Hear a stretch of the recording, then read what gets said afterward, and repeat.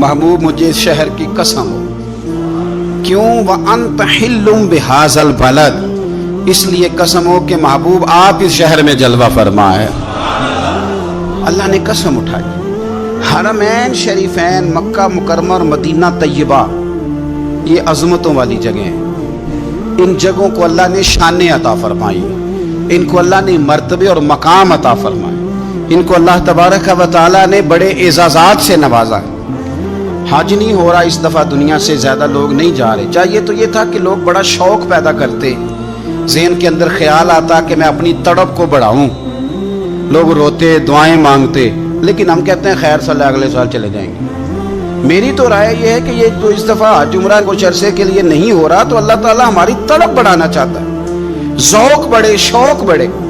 خانہ کعبہ کے فضائل پڑھیں، مدینہ طیبہ کی عظمت کو سوچیں، نعتیں سنیں، وہ ذوق جو خاص کیفیت ہے اس کو پیدا کریں. نبی پاک صلی اللہ علیہ وسلم نے جو ہمیں فضیلتیں بیان کی نا مکہ مکرمہ کی اور مدینہ طیبہ کی، اس کی حکمت بھی یہ ہے کہ ہمارے دل میں شوق پیدا ہو کہ ہم نے اس جگہ جانا ہے، ہمارے دل میں تڑپ پیدا ہو، ذوق آئے ہمیں. دیکھیں نبی پاک علیہ السلام نے فرمایا جو نماز تم اپنے گھر کے اندر پڑھو گے ایک نماز کا اللہ تمہیں ثواب دے گا، جماعت کے ساتھ پڑھو گے تو 27 نمازوں کا ثواب. لیکن فرمایا وہی نماز اگر تم میری مسجد نبوی میں آ کے پڑھو گے تو اللہ 50,000 نمازوں کا ثواب عطا کرے گا. 50,000 نمازوں کا.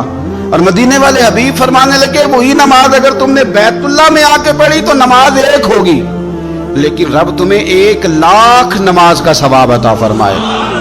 اب یہ فضیلت حضور نے بیان کی. فضیلت دیکھیں، اللہ تعالیٰ کی رحمتیں ہر جگہ برستی، یہاں کب برسیں گی ہمیں کوئی پتہ نہیں. تقریر کے وقت، خطبے کے وقت، نماز کے وقت، دعا کب برسیں گی نہیں پتہ. لیکن خانہ کعبہ کا جو معاملہ ہے اور وہاں جو رحمت کا معاملہ ہے، ملا رومی فرماتے ہیں کہ خدا کی رحمت اگر تجھے اتنی مل جائے نا قطرے کے برابر بھی، تو سمجھ لے تیری دنیا بھی بن گئی اور تیری آخرت بھی بن گئی. اب میرے نبی پاک علیہ السلام کی حدیث سنیں. حضور فرماتے ہیں روزانہ بیت اللہ شریف پر اللہ کی 120 رحمتوں کا نزول ہوتا ہے. یا رسول اللہ کس وقت ہوتا ہے؟ فجر کے وقت، ظہر کے وقت، عصر کے وقت، طواف کے وقت، نماز کے وقت. کب؟ تو حضور نے طے کر کے بتایا. فرمایا 120 رحمتیں اللہ خانہ کعبہ پہ نازل فرماتے ہیں. یا رسول اللہ کب؟ فرمایا 60 رحمتیں تو ان پہ برستی ہیں جو بیت اللہ کا طواف کرتے ہیں، اور فرمایا 40 رحمتیں اس پر برستی ہیں جو حرم شریف میں نماز پڑھتا ہے. اور حضور فرماتے ہیں کچھ بھی نہ کرے بس بیٹھ کے کعبے کی زیارت ہی کرتا رہے، 20 رحمتیں تو اللہ اسے بھی عطا فرما دے گا. کتنی مقدس جگہ ہے. وہاں جانے کا ذوق، وہاں جانے کی تڑپ، وہاں جانے کا شوق. ان لوگوں سے تھوڑا سا شکوہ ہے جو کہتے ہیں جی میں نے جی بڑی راج کے زیارت کر لی ہے، بس راج گئے، ختم ہو گئی بات. سنو، نبی پاک علیہ السلام نے 53 سال حیات ظاہرہ کے وہاں گزارے، 53 سال. لیکن جناب صدیق اکبر رضی اللہ تعالیٰ عنہ فرماتے ہیں قربان جاؤں جس رات میرے کریم محبوب علیہ السلام ہجرت کی رات مکہ مکرمہ سے نکل رہے تھے تو حضور پلٹ پلٹ کے بیت اللہ کو دیکھتے تھے. حضور پلٹ پلٹ کے دیکھتے تھے. اور پھر میرے محبوب کریم علیہ السلام نے پلٹ کے کعبے کی طرف دیکھ کے فرمایا بیت اللہ تو مجھے بڑا ہی پیارا ہے، تو مجھے بڑا ہی پیارا ہے، اے شہر مکہ تو مجھے بڑا ہی پیارا ہے. فرمایا اگر میری قوم مجھے پریشان نہ کرتی میں تجھے کبھی چھوڑ کے نہ جاتا. 53 سال رہنے کے باوجود بھی حضور کا بیت اللہ سے پیار، نبی پاک کی اس شہر کے ساتھ وابستگی، وہ دلچسپی، وہ ذوق، وہ شوق، وہ کیفیات. کیوں مان پڑتے جا رہے ہیں ہمارے جذبے؟ ہمارے سیاست کی باتیں روز ہونے لگی ہیں، بحثوں کی باتیں روز ہوتی، لیکن اپنا عشق مضبوط کرنے کی بات. آپ یقین کریں یہ جو عشق ہوتا ہے یہ بندے کو آزاد کر دیتا ہے. یہ بندے کو عشق آزاد کر دیتا ہے. اعلیٰ حضرت فرماتے ہیں اے عشق تیرے صدقے جلنے سے چھٹے سستے، جو آگ بجھا دے گی وہ آگ لگائی ہے. اور علامہ اقبال کہنے لگے اقبال سمجھاتے ہیں، وہ کہتے ہیں بجھی عشق کی آگ اندھیر ہے، اب مسلمان نہیں اب خاک کا ڈھیر ہے. کہتے ہیں بغیر عشق کے نا कोई काम भी, नमाज भी बगैर इश्क के पढ़ी जाती है तो कोई मज़ा ही नहीं देती। बंदे कहते हैं दिल ही नहीं लगता। पीरी मुरीदी है बगैर इश्क के, ऐसी बस रस्म रुस्म ही है, ठीक है गुजारा चल रहा है। कुरान शरीफ की तिलावत है तो बगैर इश्क के कैसे कैफियत चलेंगी। अल्लाह रसूल के साथ प्यार है तो कोई दिलचस्पी नहीं, कोई शौक़ नहीं, कोई कैफी। आप यकीन करें कुछ बंदों पे बंदे को तड़प आ जाती है, शौक़ आ जाता है, यार ये इसको कैसे निकालें, ये किस तरह का प्यार करते हैं। आके बैठा रहता है, चुप करके बैठा रहता है, कहता है जी कोई काम नहीं, बस 10 मिनट मिलना है। बंदे को उस बंदे पर वैसे ही प्यार आ जाता है। कुछ ऐसे संगी होते हैं जो आस्थानों पे 10-10 चक्कर लगा के आते हैं, शिकवा नहीं करते कि मैं 100 दफ़ा भी आया हूँ, फलाने हजरत मिले नहीं। वो वारफ्तगी है, वो शौक़ है हमारा। जब तक अल्लाह रसूल के साथ रिश्ता इश्क का था, प्यार का था, ज़ौक़ का था, दर्द का था, खुलूस का था, आप यकीन करें तबीयतें जमी हुई थी। नबी पाक ने ना हमें तकलीफ़ में रह के प्यार करने का दर्स दिया। बुखारी मुस्लिम में हदीस है, हुजूर अपने मदीने की शान बयान करने लगे। हुजूर फरमाने लगे, महबूब फरमाते हैं यमन फतह होगा तो वहाँ खेत अच्छे होंगे, खलियान अच्छे होंगे, कारोबार अच्छे होंगे, तो कुछ लोग मदीने वाले वहाँ जाके रहने लग जाएंगे, आबाद हो जाएंगे। लेकिन हुजूर फरमाते अल मदीना तो खैरुल लहुम लौ कानू यअलमून। बात को समझना, फरमाया कि वहाँ खेत खलियान अच्छे हैं, उनका कारोबार वहाँ ज़्यादा चलेगा। लेकिन रसूल करीम ने फरमाया मदीना ही उनके लिए बेहतर था, काश वो इस बात को जान लेते। फरमाया फिर इराक फतह होगा तो वहां भी कुछ लोग चले जाएंगे, कारोबार उनका अच्छा चल जाएगा, वहां रहने लगेंगे। लेकिन फरमाया मदीना तो खैरुल लहुम लौ कानू यअलमून। फरमाया मदीना ही उनके लिए बेहतर था, काश वो समझ लेते।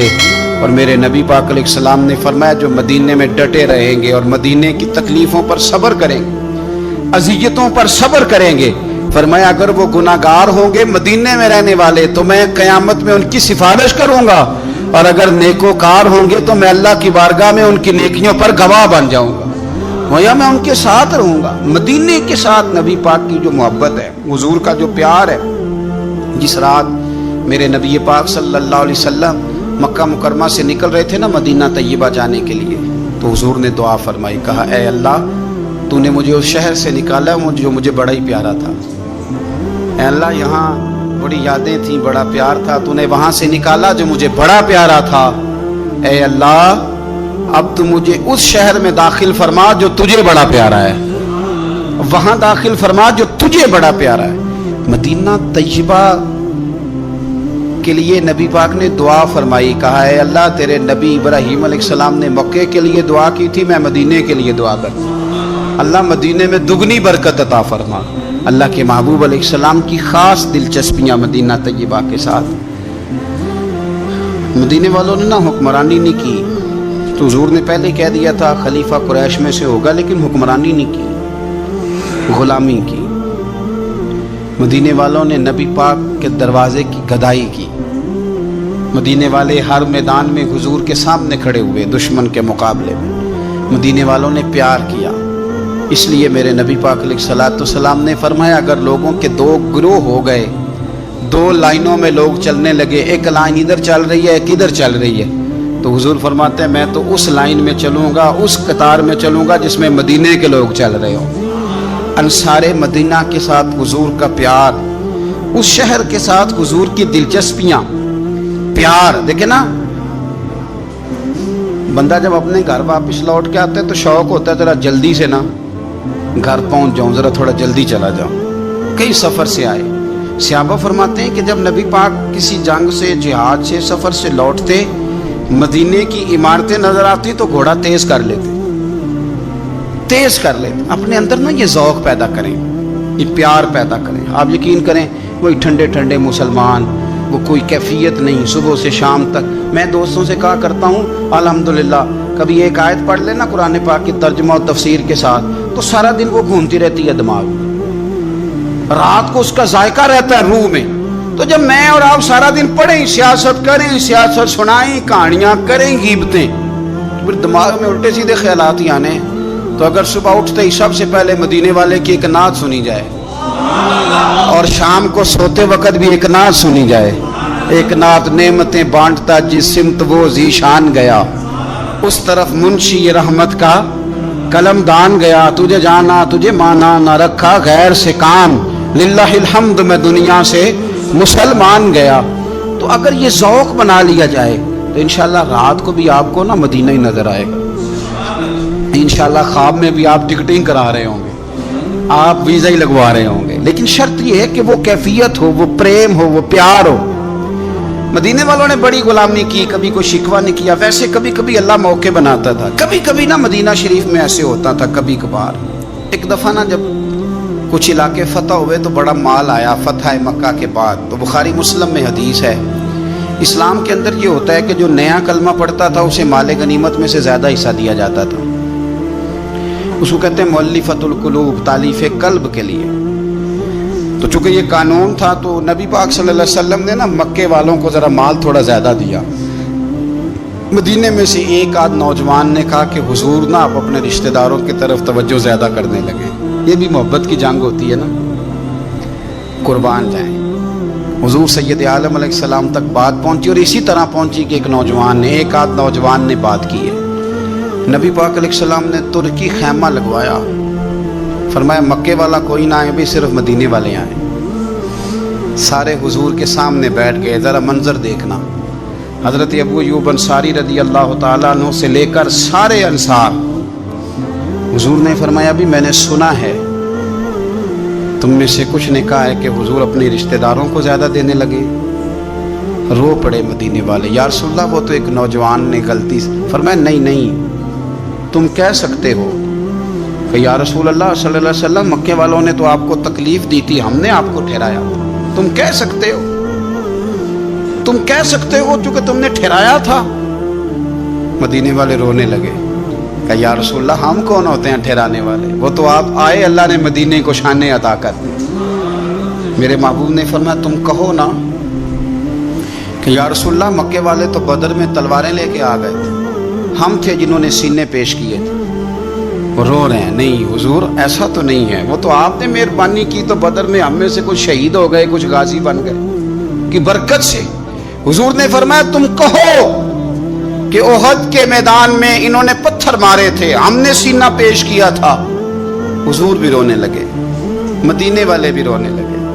نبی کریم نے فرمایا تم کہو کہ جانے ہم نے قربان کی، تم کہو کہ حضور قربانیاں ہم نے دی، کہہ سکتے ہو تم نے دی ہیں، ہمارا حق بنتا ہے کہو۔ اور جب رو رو کے بے حال ہو گئے تو سرکار بھی روئے، کھل کے روئے، پھر آنسو پونچھے، اور کریم رسول فرمانے لگے او بھولے مدینے والو، کیا تم یہ نہیں پسند کرتے کہ لوگ جب اپنے گھروں میں جائیں تو بھیڑ بکریاں لے کے جائیں، اور جب مدینے والے اپنے گھر جائیں تو اللہ کے رسول کو ساتھ لے کے جائیں؟ تم یہ نہیں پسند کرتے کہ تمہارے ساتھ میں جاؤں؟ یہ نہیں تمہارا شوق؟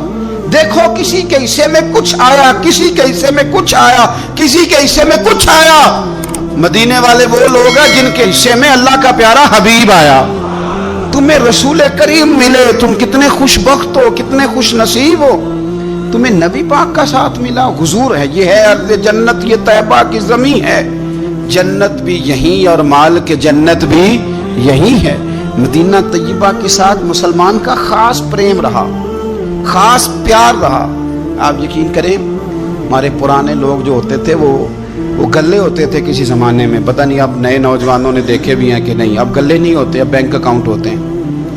گلہ ہوتا تھا مٹی کا، تو بوڑھی اماں اس میں پیسے ڈالتی تھی، بوڑھی عورتیں پیسے ڈالتی تھی۔ اماں یہ تو کیا کر رہی ہے؟ تو کہتی میں نے مدینہ دیکھنا ہے۔ کمیٹیاں ڈالتے تھے لوگ چوری، میں نے مدینہ دیکھنا۔ لوگ صبح و شام درود شریف پڑھتے تھے کہ میں نے حضور کا مدینہ دیکھنا ہے۔ رب جانے سونے محبوبہ تیرے شہر دیاں بھی کی لذتاں نے، رب بھی جانے۔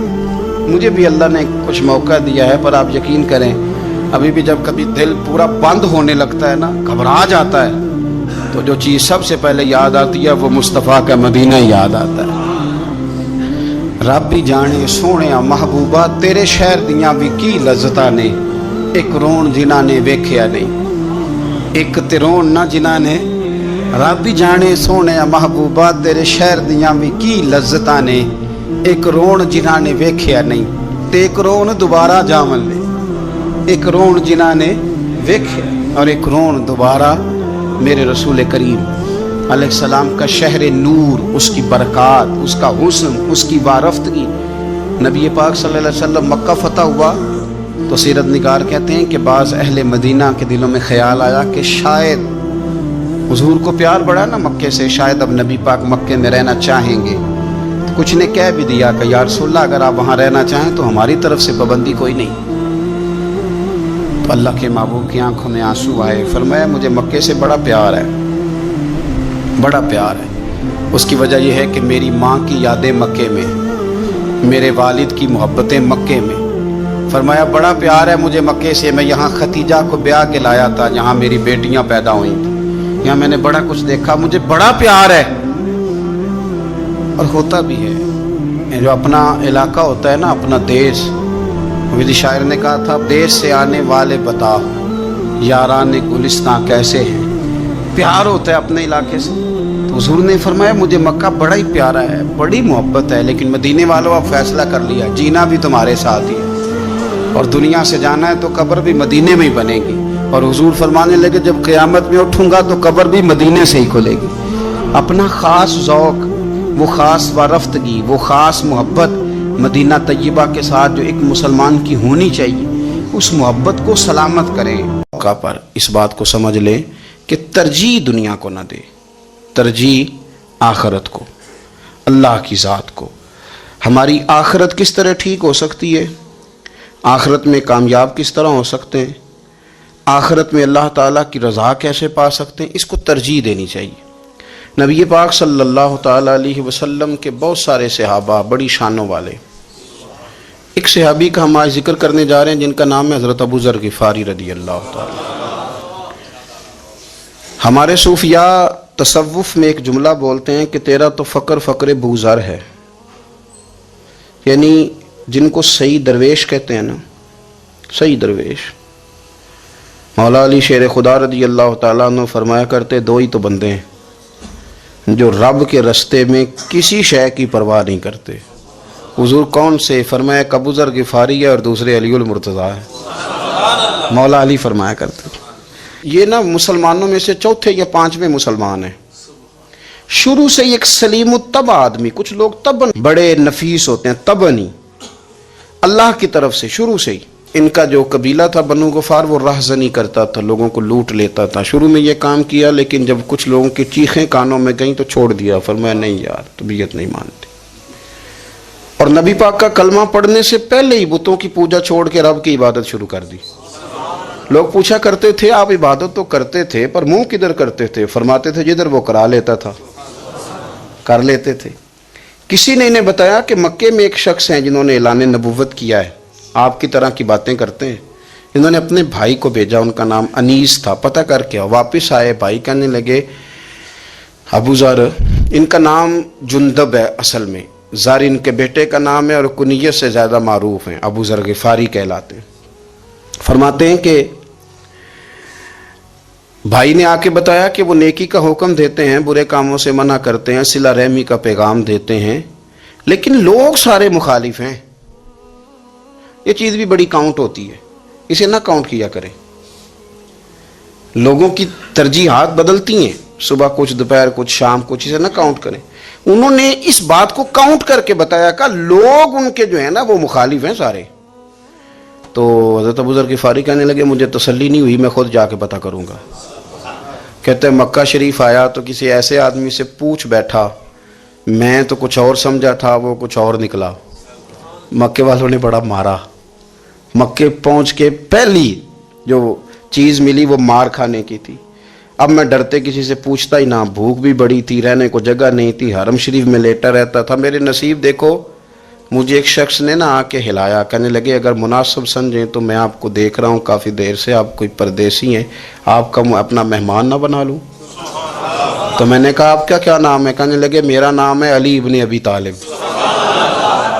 کہتے ہیں مولا کائنات گھر لے گئے، کھانا بھی کھلایا، جگہ بھی دی، سونے کو خدمت بھی کی، لیکن چونکہ میں تو پہلے ایک سے پوچھ کے مار کھا بیٹھا تھا، میں نے پوچھا نہیں میں کدھر آیا ہوں. رات رہے، اگلی رات بھی رہے، لیکن میں نے بتایا نہیں میں کس کام آیا ہوں. حضرت ابو ذر غفاری رضی اللہ تعالیٰ عنہ کہتے ہیں خود ہی مولا علی نے پوچھا بتا سکتے ہو کیسے آئے ہو؟ میں نے کہا راز رکھ لو گے. فرمایا بڑا کشادہ سینہ دیا رب نے مجھے.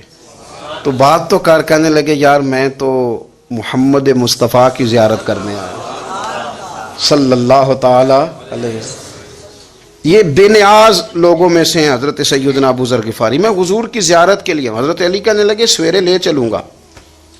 انسان بزدل نہیں ہوتا, ہر انسان بزدل نہیں ہوتا, اور بلا وجہ ٹکراؤ کی پالیسی بنا لینا یہ بھی سیانے لوگوں کا کام نہیں.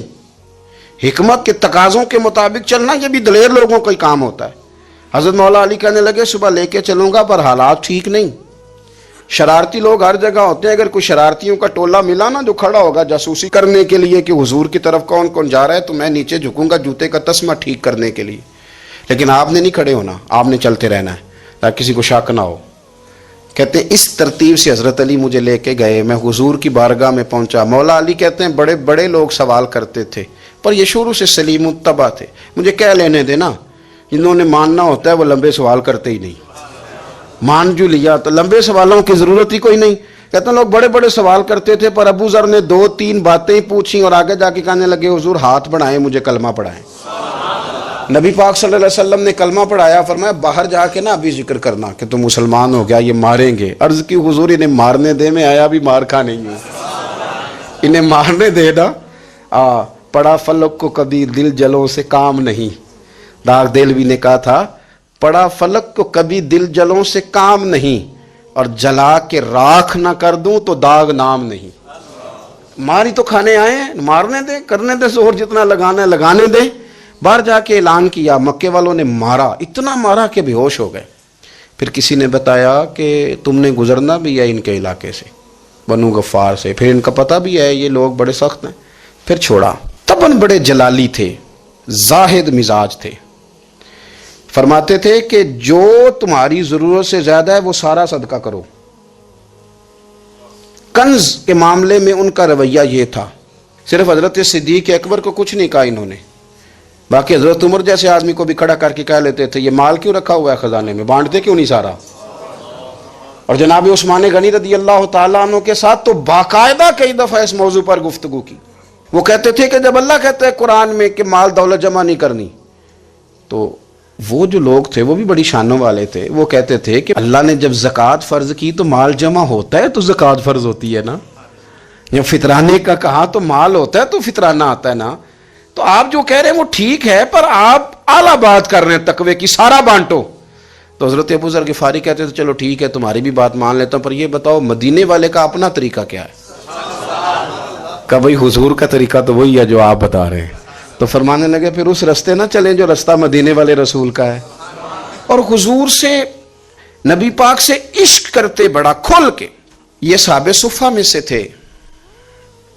کلمے پڑھنے کے بعد چونکہ طبیعت جلالی تھی تو حضور نے بھیج دیا, فرمایا واپس جاؤ اپنے قبیلے میں تبلیغ کرو. واپس گئے, بھائی کو مسلمان کیا, والدہ کو مسلمان کیا, قبیلہ سارا مسلمان کیا, وہیں رہے.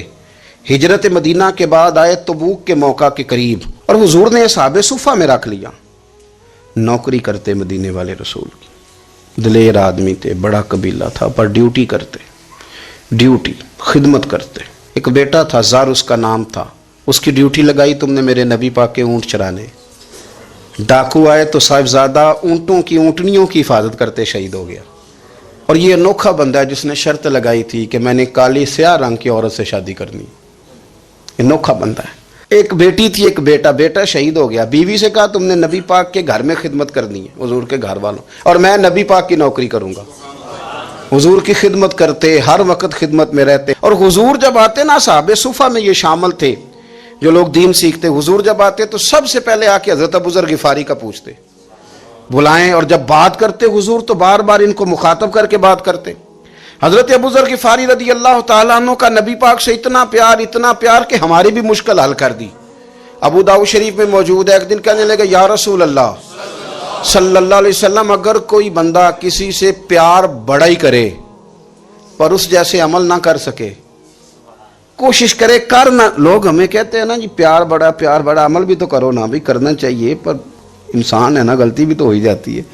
اب ہم عمل نہیں کر سکتے تو تم ہمیں پیار بھی نہیں کرنے دو گے, مہربانی کرو پیار تو کرنے دو نا.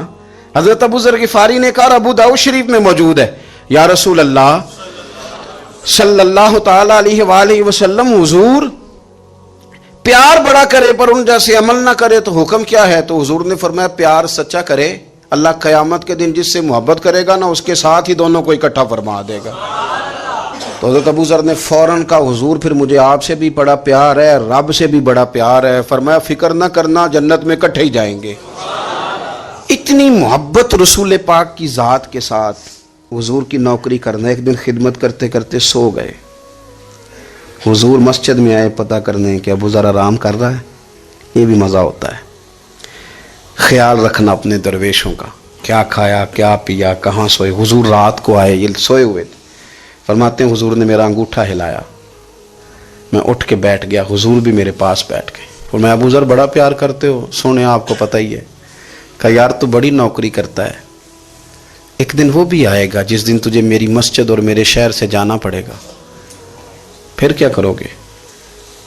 تو عرض کی حضور کسی کی طاقت ہے مجھے آپ کے شہر سے نکالے؟ میں تلوار نکال لوں گا۔ نبی پاک نے فرمایا تلوار نہ نکالنا، جہاں تمہیں بھیجا جائے چپ کر کے چلے جانا۔ حضور کب تک؟ فرمایا جب تک اللہ تیری اور میری ملاقات نہیں کرا دیتا، یعنی وصال تک۔ یہ واحد شخص ہیں کہ حضور کے وصال ظاہری کا وقت آ گیا تو فرمایا کوئی میرے ابو ذر کو بلاؤ۔ جب یہ آئے تو حضور لیٹے ہوئے تھے، یہ جھکے نبی پاک کی طرف، حضور میں حاضر ہوں، تو حضور نے پکڑ کے سینے کے ساتھ لگا لیا۔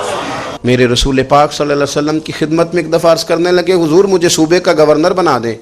تو نبی پاک نے فرمایا ابو ذر میں عہدے پسند نہیں کرتا، تو تمہیں بھی میں کہتا ہوں عہدہ نہ لینا، تمہیں بھی کہتا ہوں عہدہ نہ لینا۔ فرمایا ابو ذر میں جو چیز اپنے لیے پسند کروں گا تمہیں بھی اسی کا مشورہ دوں گا، تم بندے اچھے ہو پر یہ کام تمہارے بس کا نہیں ہے۔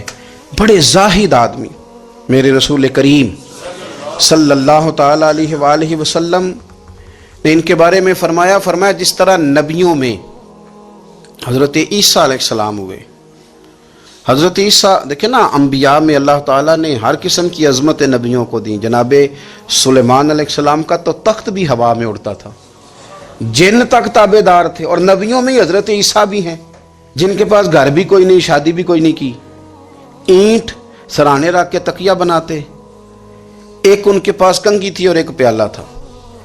دیکھیں جو بندہ نیک ہو نا وہ بھی نیک ہیں، اللہ کے نبی ہیں۔ آپ اپنا تقوی مسلط نہیں کریں گے، جو وہ کر رہے ہیں وہ بھی مخلص ہو کے کر رہے ہیں۔ حکومتیں جو چلانی ہیں تو وہ کس نے چلانی ہے؟ اگر نیک بندے نہیں آئیں گے تو غلط لوگ آئیں گے، قوموں پہ ظلم کریں، وہ بھی اپنی جگہ ٹھیک ہے، لیکن یہ جو کر رہے ہیں یہ بات بھی اپنی جگہ بالکل ٹھیک ہے۔ ہم پتہ کیا کرتے ہیں؟ ہم چیزوں کو مسلط کرتے ہیں، ایک دوسرے پر مسلط نہیں کریں چیزوں کو۔ آپ جو کر سکتے ہیں، جو رستہ آپ کو صحیح لگتا ہے اختیار کر لیں، یہی تو ہمارے دین کا حسن ہے کہ سارے رستے واضح کر کے ہمیں دکھاتا ہے۔ حضرت عیسیٰ علیہ السلام نے ایک دن دیکھا کہ ایک بندہ نا انگلیوں کے ساتھ اپنے بال سیدھے کر رہا ہے، تو آپ نے فرمایا یار کنگھی کے بغیر بھی کام چل سکتا ہے، کنگھی بھی خیرات کر دی۔ دیکھا ایک بندہ ہاتھ کا تکیہ بنا کے لیٹا ہے، تو فرمایا اینٹ بھی دے دو کسی کے کام آ جائے گی۔ ایک دن دیکھا کہ ایک بندہ نا یوں چلو میں پانی پی رہا ہے، فرمایا پیالہ بھی رہنے دو، اس کے بغیر بھی کام چل ہی جاتا ہے۔ جناب عیسیٰ کا یہ زہد تھا۔ میرے نبی پاک علیہ السلام نے فرمایا جس نے جناب عیسیٰ کا زہد دیکھنا ہو وہ میرے ابو ذر غفاری کو دیکھے، ان کو دیکھے، یہ دنیا میں جناب عیسیٰ کے زہد کے مطابق چلتے پھرتے ہیں۔ ساری زندگی دولت کو مال کو پسند نہیں کیا۔ جہاں رہتے تھے ایک گورنر صاحب نے 300 دینار تحفے میں بھیجے، تو ایک ہوتا ہے نا بندہ کہتا نہیں نہیں ضرورت نہیں، اور حضور سید عالم صلی اللہ علیہ وسلم نے حضرت عمر سے فرمایا تھا جو خود بخود آ جائے وہ قبول کر لو اللہ کی طرف سے، لیکن ان کا رنگ فقیری والا تھا اور تھوڑا انوکھا تھا۔ 300 دینار آئے تو فرمانے لگے اسے جا کے کہو تمہیں کوئی اور بندہ نہیں ملا دھوکہ دینے کے لیے، میرے گھر ہی مال بھیج دیا ہے۔ فرمانے لگے میرے پاس گدھا ہے سواری کرنے کے لیے، میرے پاس بکریاں ہیں دودھ پینے کے لیے، میرے پاس ایک چادر اضافی ہے سامان میں سے، میں تو ڈرتا ہوں کہ رب کہیں اس چادر کے بارے میں سوال نہ پوچھ لے، اور تم ہو کہ میرے پاس یہ لے کے آئے ہو۔ حضرت عثمان غنی کے پاس جا کے کہا کرتے کتنا لوگوں کے پاس پیسہ آ گیا ہے، ہر بندے کے گھر میں مال ہے، یہ کیا ہو رہا ہے، لوگوں سے کہیں خرچ کریں غریبوں پہ۔ عثمان غنی فرمانے لگے تمہیں تو خوش ہونا چاہیے کہ میرے دور میں لوگ خوشحال ہو گئے۔ آپ فرمانے لگے نہیں، وہ والا رنگ زیادہ بہتر ہے جو مدینے والے نے اختیار فرمایا ہے، کیونکہ کچا رنگ للاری والا چڑھدا تے لیندا رہندا عشق تیرے دا رنگ محمد، جدوں چڑھ جائے پھر نہیں لیندا۔ آپ کی طبیعت کے اندر دولت سے بیزاری، حضرت ابو درداء، حضرت ابو موسیٰ اشعری، حضرت ابو ہریرہ رضی اللہ تعالیٰ عنہ، یہ سمجھ لیں ان کے کلاس فیلو تھے، ان کے ساتھ پڑھا تھا انہوں نے۔ حضرت ابو ذر غفاری ان پر بھی جلال کرتے ہیں۔ آپ یقین کریں کہ طبیعت نا ایسے کیف میں آ گئی ان کو پڑھ کے، ان کو پڑھا جب کچھ دنوں سے تو کچھ انوکھا، یہ انوکھی وجہ ہے، سارے زمانے سے نرالے ہیں، یہ بندے کون سی بستی کے یار اب رہنے والے ہیں، یہ کس طرح کے لوگ ہیں، کیا سوچ ہے۔ حضرت ابو درداء رضی اللہ تعالیٰ عنہ کے گھر کے قریب سے گزرے تو حضرت ابو درداء مکان بنا رہے تھے، کیا جملہ کہا، تڑپ گئی روح، فرمانے لگے ابو درداء تجھ سے مجھے یہ امید نہیں تھی یار۔ فرمایا کیا ہوا؟ فرمانے لگے اب تیرا مکان بنانے کے لیے بھی اللہ کے بندوں کی پشتوں پر اینٹیں رکھی جائیں گی، تیرا مکان بنانے کے لیے رب کے بندوں کی پشتوں پر اینٹیں تیرے لیے۔ حضرت ابو درداء نے گردن جھکا لی، فرمایا یار جہاں تو ہے نا تو بالکل ہی ٹھیک کہتا ہے۔ کیوں؟ میرے نبی پاک صلی اللہ علیہ وسلم نے فرمایا اس زمین کے اوپر اور آسمان کے نیچے ابو ذر غفاری سے سچا بندہ کوئی نہیں، ان سے زیادہ سچا کوئی نہیں۔ فرمایا تو ٹھیک کہتا ہے یار، صحیح کہتا ہے۔ حضرت ابو موسیٰ اشعری رضی اللہ تعالیٰ عنہ کو گورنر بنا دیا گیا عراق کا۔ اب حضرت ابو موسیٰ اشعری صحابہ میں ایک بڑے جلیل القدر صحابی ہیں، اور ان کی عظمتیں، رفتیں، بلندیاں کیا کہنا، بڑی گہری دوستی تھی۔ لیکن جب وہ گورنر بن گئے نا تو آپ نے فرمایا بس بھئی اب تو نے عہدہ لے لیا ہے، یہ بندے کو ٹھیک نہیں رہنے دیتی چیزیں، اب تو عہدے میں چلا گیا۔ بڑی مدت کے بعد ملاقات ہوئی حضرت ابو موسیٰ اشعری کے ساتھ، وہ دوڑ کے آئے حضرت ابو ذر غفاری کے گلے ملنے، میرا بھائی میرا بھائی۔ فرمایا پیچھے ہٹ جا، میں نہیں تیرا بھائی، تو گورنر ہے، میں غریب آدمی ہوں، اپنا کام کر۔ پھر دوڑ کے آئے، فرمایا ابو ذر تو میرا بھائی ہے یار، اکٹھے پڑھتے تھے حضور۔ فرمایا نہیں جا، تو نہیں میرا۔ پھر آئے، جانتے تھے نا یہ سچا بندہ ہے، یہ سچا بندہ ہے، یہ تقریروں والا نہیں، صرف وعظوں والا نہیں، اس کے اندر بھی بڑی سچائیاں ہیں۔ قریب آئے، آ کے کہا یار تو میرا بھائی ہے، میرے سینے لاگ۔ فرمانے لگے تو تیسری بار آیا ہے، مومن ہے، میں منہ نہیں موڑ سکتا، پر پہلے مجھے بتا گورنر بننے کے بعد تو نے مکان کتنے بنائے، باغ کتنے لگائے، چکیاں کتنی لگائیں، کتنے تو نے چیزیں بنائی ہیں، پہلے بتا۔ تو ابو موسیٰ اشعری نے ان کا ہاتھ پکڑا، رونے لگے، کہنے لگے جس محبوب سے تو نے تربیت لی ہے میں بھی انہی کا نوکر ہوں، جن کپڑوں میں میں عراق گیا تھا میرے آج بھی وہی ہیں یار۔ کیا بات کرتا ہے تو، میرے وہی ہیں۔ مجھے بتا اگر یہ عہدے خدمت کے ہم نہیں لیں گے تو پھر کیا ظالموں کو دیں گے، غیروں کو دیں گے؟ نہ کر، کچھ نہیں بنایا۔ حضرت سیدنا ابو موسیٰ اشعری رضی اللہ تعالیٰ عنہ روئے، اور جب کہا نا کوئی شے نہیں میرے پاس، تو فرمایا اچھا چل آ جا، پھر سینے لگ جا، تو واقعی میرا بھائی ہے۔ پھر حضرت ابو ذر غفاری نے محبت فرمائی، وہ درویشی، وہ فقیری، وہ سادگی، وہ نورانیت، وہ دل کے ساتھ اندر۔ ہمارے تو بہت سارے لوگ ہیں جو کہتے ہو کہاں لے جانا ہے مال، کیا ضرورت ہے مال کی، ہر وقت مال کی مخالفت کرتے ہیں، لیکن دل ان کا کہتا ہے کہ آئے صحیح، کسی طریقے سے پہنچے صحیح۔ حضور نے فرمایا بعض لوگوں کی زبانیں شہد سے زیادہ میٹھی، دل بھیڑیے سے زیادہ خطرناک، اوپر سے کہہ کچھ رہے ہیں اندر حالات کچھ اور ہیں۔ لیکن حضرت ابو ذر غفاری رضی اللہ تعالیٰ عنہ دوری دولت سے، آپ فرماتے کیوں ہیں لوگوں کے پاس مال، کس لیے اتنا مال جمع کیا ہے؟ کیا ساری غریبی ختم ہو گئی ہے، غربت مٹ گئی ہے ساری، کیوں لوگ مال بناتے ہیں؟ ایک اور آپ کی کلاس فیلو تھے جو بصرے کے گورنر بنے، عبداللہ بن عامر رضی اللہ تعالیٰ۔ ایک صاحب سے ملاقات ہوئی، جناب نافع تائی ان کا نام تھا، تو ابو ذر غفاری سے وہ بڑے شوق سے ملنے آئے، حضور کے صحابی سمجھ کر کے۔ فرمایا کہاں کے رہنے والے ہو؟ کہا میں تو بصرے کا رہنے والا ہوں۔ فرمایا وہاں میرے ایک کلاس فیلو ہیں عبداللہ بن عامر، کہا وہ تو آج کل گورنر ہیں۔ فرمایا میرا ایک پیغام دے دو گے اس کو جا کے؟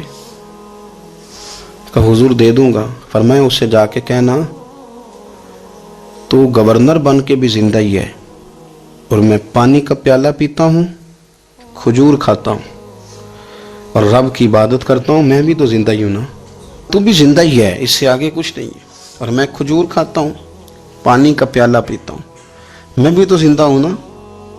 اللہ اکبر۔ نافع تائی کہتے ہیں اس پیغام کی سمجھ نہیں آئی، لیکن میں لے کے گیا۔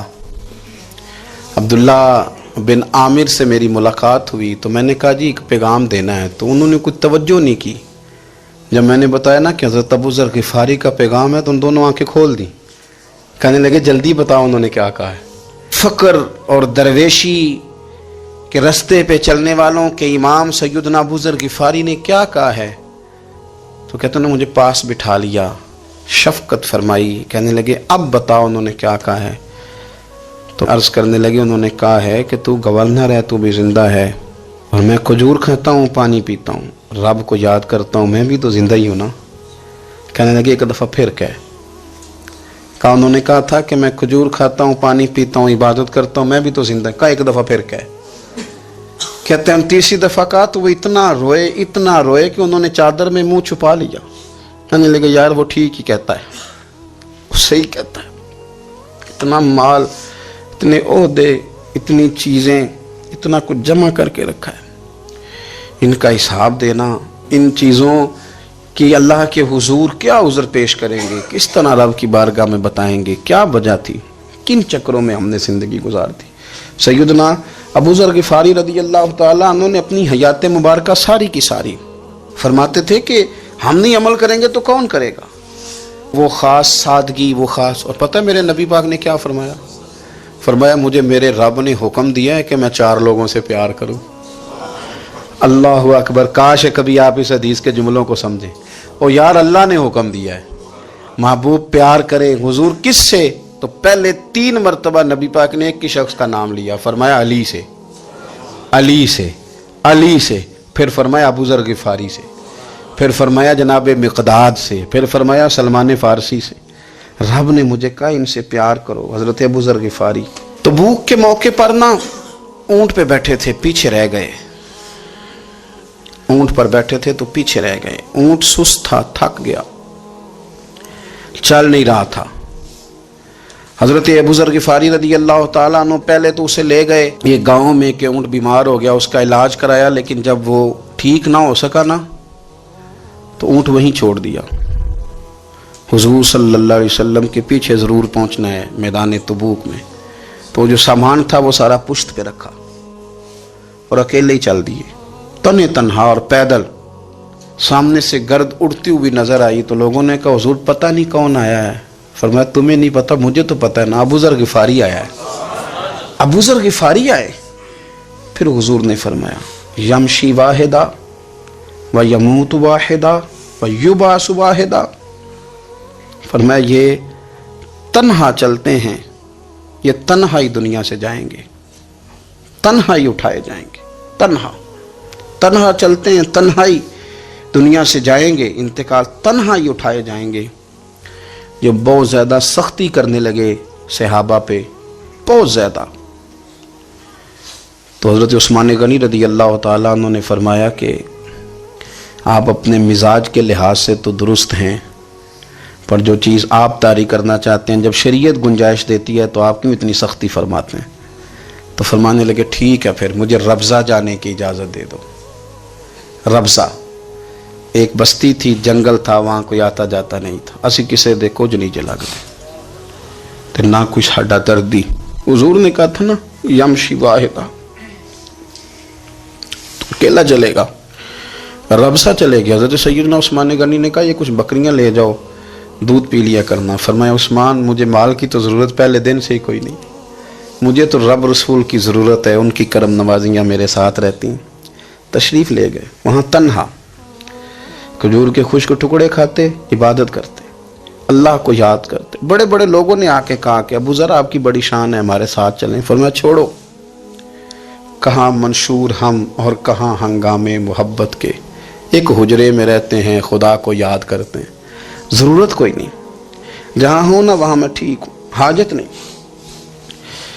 وصال کا وقت آ گیا، دنیا سے جانے کا ٹائم آ گیا، اکیلے ہیں، بیوی ہے اور بیٹی ہے، جنگل کا علاقہ ہے، حج ہو گیا، راستے بند ہو گئے، بیمار ہو گئے، اپنی اہلیہ کو بلا کے کہنے لگے اب میں بچوں گا نہیں، اب جانے کا وقت آ گیا ہے۔ میں نے فقیری جو حضور کی دیکھی تھی اس میں نے وقت گزارا ہے، اور دیکھ میں جا بھی فقیری میرا ہوں، لے سجدہ سا توڑ دی پائی، جان بھی دیتی تیرا تیرے، اب جانے کا وقت ہے تو اس طرح کرنا، اگر تیرے پاس کوئی کپڑا ہوا تو مجھے کفن دے دینا، نہ ہوا تو اللہ کے سپرد کر دینا۔ کہا ہم 2 عورتیں ہیں، جنازہ، غسل، کفن، فرمایا رب جماعت بھیجے گا میرے لیے، لوگ آئیں گے، میرے نبی پاک نے مجھ سے وعدہ کیا تھا آئیں گے نا لوگ۔ تو اہلیہ کہنے لگی ابو ذر آپ کو کیسے پتا ہے کہ آپ اس صحرا میں انتقال کر جائیں گے، اللہ شفا دینے والا ہے۔ فرمانے لگے ہم 3-4 لوگ بیٹھے تھے تو حضور نے فرمایا تھا تم میں سے ایک شخص صحرا میں اکیلا انتقال کر جائے گا، تو وہ میرے جتنے باقی ساتھی تھے وہ سارے انتقال کر گئے، اب میں اکیلا ہی بچا، مجھے پتا ہے وہ میں ہی ہوں، تو تم دیکھنا تمہیں کوئی نہ کوئی مل جائے گا غسل کفن کے لیے۔ آپ کی اہلیہ کہتی ہیں کہ میں اٹھی، کبھی دوڑ کے میں باہر جاتی، سڑک پہ جا کے دیکھتی کوئی گزر رہا ہے، پھر میں آ کے کہتی حج ختم ہو گیا ہے، راستے بند ہو گئے ہیں، کون آئے گا جنگل میں، پھر میں آ کے ان کی تیمارداری کرتی، پھر اٹھ کے جاتی، پھر میں آ کے تیمارداری کرتی۔ اچانک میری نظر پڑی تو ایک چھوٹا سا قافلہ آ رہا تھا، اس قافلے میں چند لوگ تھے اور سب سے بڑھ کر صحابی رسول حضرت عبداللہ ابن مسعود بھی تھے۔ میں نے ان کو اشارہ کیا تو وہ دوڑے آئے، کہنے لگے بہن کیا ہے؟ میں نے کہا یہاں ایک شخص ہے، تمہاری تھوڑی سی ضرورت ہے اس کو۔ حضرت عبداللہ ابن مسعود کہنے لگے کون ہے بی بی؟ کہتے ہیں میں نے کہا کہ وہ ابو ذر غفاری ہیں۔ کہتے تڑپ کے روئے عبداللہ ابن مسعود، تڑپ کے کہنے لگے ابو ذر میرے نبی پاک کا پیارا، میرے ماں بھی اس پہ قربان، میرا باپ بھی قربان، کدھر ہے جلدی بتاؤ۔ کہتے میں لے آئی، 4-5 لوگ تھے وہ، تو سیدنا ابو ذر غفاری کہنے لگے عبداللہ میرا وصال ہو جائے گا لیکن یاد رکھنا میری بیوی کے پاس کفن کے لیے کپڑا موجود نہیں، وہ لہو سجنا سا توڑ ہی نہیں پائی، جان بھی دیتی تیرا تیرے، کفن کے لیے کپڑا نہیں ہے، لیکن تم میں سے نا وہ بندہ کوئی کپڑا نہ دے جو کبھی کسی سرکاری عہدے پہ رہا ہو، وہ بندہ میرے کفن کے لیے کپڑا نہ دے کسی سرکاری عہدے پہ رہا ہو۔ ایک انصاری جوان کہنے لگا ابو ذر میں کبھی کسی عہدے پہ نہیں رہا، اگر آپ میری چادر قبول کر لیں کفن کے لیے تو میں ٹھیک ہے، میں نے نا حضور کے طریقے پر زندگی گزاری ہے، چپ کر کے میرا جنازہ پڑھ دینا اور مجھے کہیں اور نہ لے کے جانا، اسی کسی دے کچھ نہیں جو لگتے تو نہ کوئی ساڈا دردی، یہیں کسی صحرا میں جنگل میں یہیں کوئی قبر کھود کے مجھے دفن کر دینا، مجھے جانے نہیں ہے کسی جگہ۔ حضرت عبداللہ ابن مسعود رضی اللہ تعالیٰ عنہ نے جنازہ پڑھایا، اور اس درویش کو جو 5ویں یا 4تھے مسلمان ہیں ان کو وہاں دفن کیا۔ جب خبر پہنچی نا مدینے تو سب سے زیادہ آنسو مولا علی نے بہائے، سب سے زیادہ حضرت علی نے۔ لوگوں نے کہا اتنا کیوں روتے ہو؟ فرمایا 2 ہی تو بندے تھے جو اللہ کے راستے میں کسی کی پرواہ نہیں کرتے تھے، اب ایک ہی رہ گیا ہے۔ کہا حضور کیا مطلب؟ فرمایا 2 ہی تھے، ایک ابو ذر اور ایک علی، اب اکیلا علی تو رہ گیا، وہ چھوڑ کے چلے گئے۔ حضرت سیدنا ابو ذر غفاری رضی اللہ تعالیٰ عنہ اس عظیم شخص کا نام ہے، سردار قبیلے سے تعلق تھا، بڑے بہادر تھے، پر حضور کو فقیری میں دیکھا تو پھر زندگی اسی فقیری میں گزار دی، اسی فقیری میں، اسی طریقے میں وفا کر کے نا اسی رنگ میں گزار دی، انہی نقشوں پہ رہے۔ اگرچہ جائز تھا، بڑے بڑے لوگ تھے، بڑے بڑے لوگ تھے، حضرت عبد الرحمن ابن عوف بڑا مال تھا، حضور نے ان کو جنتی کہا، ان کے پیچھے نماز پڑھی، سب ٹھیک تھا، پر فرماتے تھے یار میں انکار نہیں کرتا، پر میرے نبی نے فقیری کی، حضور نے ایک وقت کھایا ایک وقت بھوک کاٹی، تم کس طرح بھر بھر کے پیٹ کھاتے ہو، تم کس طرح اتنی آسانیاں دیکھتے ہو۔ حضرت ابو ذر غفاری فرماتے تھے مجھے میرے نبی پاک نے 6 باتوں کی وصیت کی تھی، اپنے بچوں کو بھی بتاتے تھے، دوستوں کو بھی، 6 باتوں کی حضور نے وصیت کی تھی۔ سب سے پہلے حضور نے فرمایا تھا ابو ذر مسکینوں سے محبت کرتے رہنا۔ دوسرا نبی پاک صلی اللہ علیہ وسلم نے فرمایا تھا جب بھی دیکھنا نیچے والوں کو دیکھنا، اوپر والوں کو نہ دیکھنا، مالداروں جاگیرداروں پہ توجہ نہ کرنا، ذہن خراب ہوگا، نیچے دیکھنا، غریبوں کی طرف توجہ رکھنا۔ تیسرے نمبر پر نبی پاک صلی اللہ علیہ وسلم نے فرمایا تھا ہر حال میں حق بات کہنا اگرچہ وہ کڑوی ہو۔ چوتھے نمبر پہ میرے محبوب نے فرمایا تھا اللہ کے معاملے میں کسی کی پرواہ نہ کرنا، کوئی کیا کہتا ہے کہتا رہے، تم رب کے رستے پہ چلتے رہنا، ملامت کی پرواہ نہ کرنا۔ اور پانچویں نمبر پر میرے نبی پاک نے مجھ سے کہا تھا اگر رشتہ دار تجھ سے تعلق توڑیں بھی نہ تو تو جوڑ کے رکھنا، صلہ رحمی نہ چھوڑنا۔